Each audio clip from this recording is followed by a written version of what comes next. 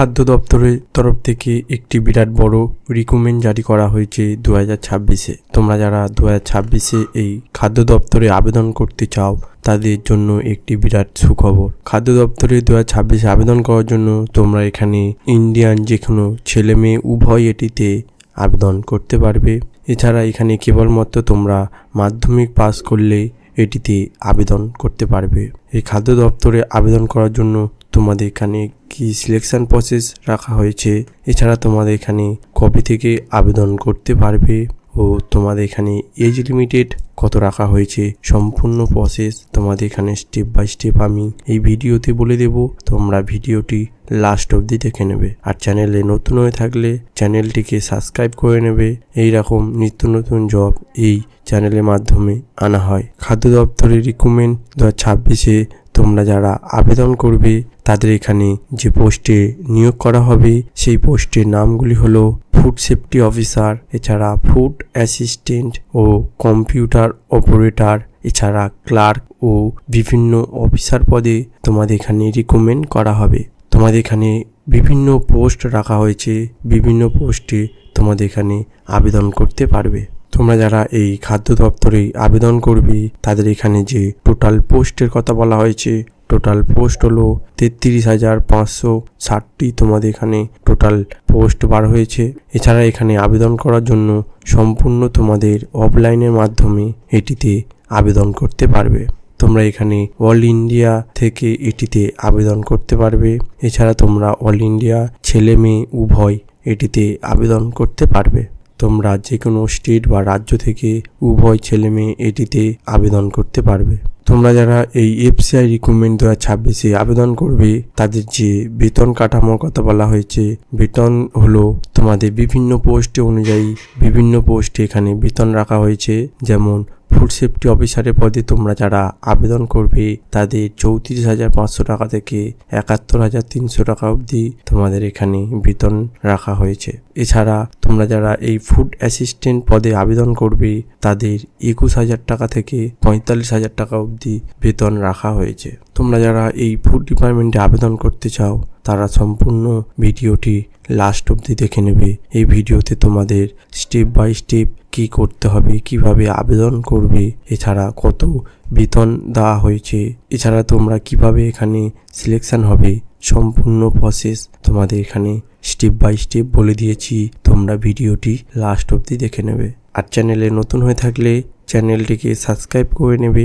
এই রকম জব এই চ্যানেলের মাধ্যমে আনা হয়। তোমরা যারা এই কম্পিউটার অপারেটর পদে আবেদন করবে তাদের এখানে যে বেতন দেওয়া হবে 21,000 টাকা থেকে 56,000 টাকা অবধি তোমাদের এই কম্পিউটার অপারেটরে বেতন দেওয়া হবে। এছাড়া তোমরা যারা এই ক্লার্ক পদে আবেদন করবে তাদের যে বেতন দেওয়া হবে 18,000 টাকা থেকে 35,000 টাকা অবধি তোমাদের এই ক্লার্ক পদে বেতন দেওয়া হবে। যারা তোমরা যে বিভিন্ন পদে অফিসার হিসাবে আবেদন করবে তাদের যে বেতন দেওয়া হবে 21,000 টাকা থেকে 57,000 টাকা অবধি তোমাদের এখানে বেতন দেওয়া হবে। তোমাদের বিভিন্ন পোস্ট অনুযায়ী এখানে বেতন দেওয়া হবে।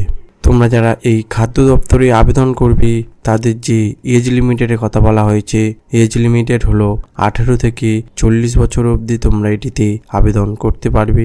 এছাড়া তোমরা SC ST বা PWD হয়ে থাকলে এখানে 5 বছরের ছাড় পেয়ে থাকবে ও OBC বা জেনারেল হয়ে থাকলে তোমরা এখানে 3 বছরের ছাড় পেয়ে থাকবে। তোমরা এখানে SC ST বা PWD এজের ছাড় পেয়ে থাকবে।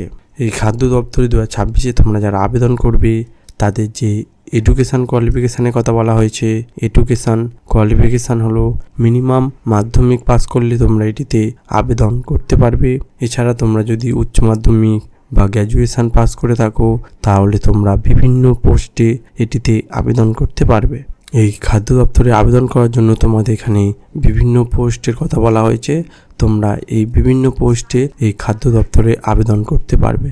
এই খাদ্য দপ্তরে আবেদন করার জন্য তোমাদের যে সিলেকশন প্রসেসের কথা বলা হয়েছে, সিলেকশন প্রসেস হলো এখানে এক্সাম হবে, এছাড়া ডকুমেন্ট ভেরিফিকেশান ও ইন্টারভিউর মাধ্যমে তোমাদের এখানে সিলেকশন করা হবে। কি কি বিষয়ে এক্সাম থাকবে, এছাড়া তোমাদের এখানে ডকুমেন্ট তোমরা কি কি ডকুমেন্ট নিয়ে এটিতে আবেদন করবে সম্পূর্ণ প্রসেস তোমাদের স্টেপ বাই স্টেপ এই ভিডিওতে আমি বলে দেব।